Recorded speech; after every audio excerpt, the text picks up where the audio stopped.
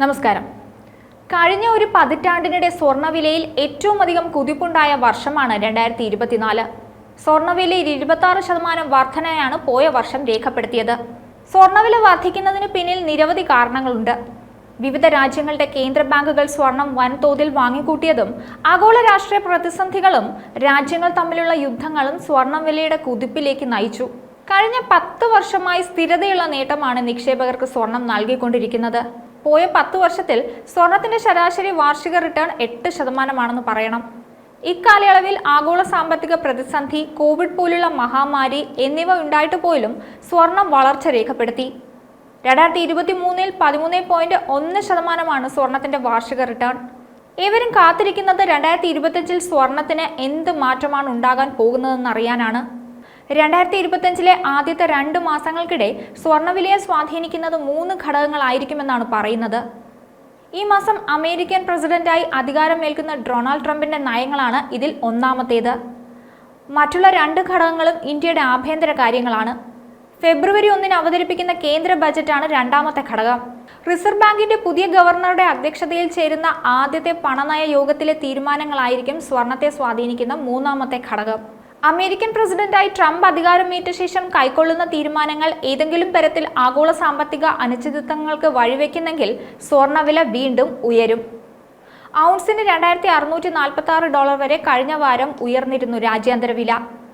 യുഎസിലെ കഴിഞ്ഞ മാസത്തെ തൊഴിലില്ലായ്മ കണക്ക്, കേന്ദ്ര ബാങ്കായ ഫെഡറൽ റിസർവിന്റെ കഴിഞ്ഞ പണയനയ നിർണായക സമിതിയുടെ യോഗത്തിന്റെ മിനിറ്റ്സ് എന്നിവ ഈ ആഴ്ച പുറത്തുവരുമെന്നതും സ്വർണ്ണവിലയെ സ്വാധീനിക്കും. 2025 അടിസ്ഥാന പലിശ നിരക്ക് കാര്യമായി കുറയ്ക്കില്ലെന്ന ഫെഡറൽ റിസർവ് സ്വർണ്ണവിലയെ സ്വാധീനിക്കും. അടിസ്ഥാന പലിശ നിരക്ക് കാര്യമായി കുറയ്ക്കില്ലെന്ന് ഫെഡറൽ റിസർവ് വ്യക്തമാക്കിയിരുന്നു. ഫെഡറൽ റിസർവിന് ഈ തീരുമാനത്തിൽ ഉറച്ചു നിൽക്കാനാകുമോ എന്നത് തൊഴിലില്ലായ്മ കണക്കിനെ ആശ്രയിച്ചിരിക്കും. പലിശ കുറയ്ക്കുന്നതാണ് സ്വർണത്തിന് അനുകൂലം. അഥവാ പലിശ കുറയുന്നില്ലെങ്കിൽ ഡോളറും ബോണ്ടും ശക്തമാകും. സ്വർണ്ണവിലയുടെ കുതിപ്പിന്റെ വേഗം കുറയും. ദക്ഷിണേന്ത്യയിലെ സ്ത്രീകളാണ് 40% സ്വർണവും കൈവശം വെച്ചിരിക്കുന്നത്. തമിഴ്നാട്ടിൽ മാത്രം 28% വരുമിത്. പ്രതിശീർഷ ഉപഭോഗത്തിൽ കേരളം മുന്നിലാണ്.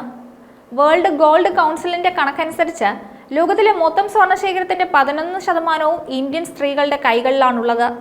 അതായത് ഏകദേശം 24,000 ടൺ സ്വർണമാണ് ഇന്ത്യയിലെ സ്ത്രീകൾ ആഭരണമാക്കി സൂക്ഷിച്ചിരിക്കുന്നതെന്ന് പറയണം.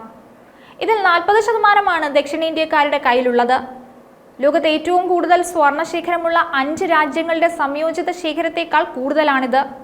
ലോകരാജ്യങ്ങളുടെ കയ്യിലുള്ള സ്വർണത്തിലേക്ക് വന്നാൽ America 8,000 ton, Germany 3,300 ton, Italy 2,450 ton, France 2,400 ton, Russia 1,900 ton എന്നിങ്ങനെയാണ് പ്രധാന 5 രാജ്യങ്ങളുടെ ഔദ്യോഗിക സ്വർണ്ണശേഖരം. ഓരോ വർഷം കഴിയുന്തോറും സ്വർണ്ണശേഖരം ഉയരുകയാണെന്നാണ് കണക്കുകൾ പറയുന്നത്.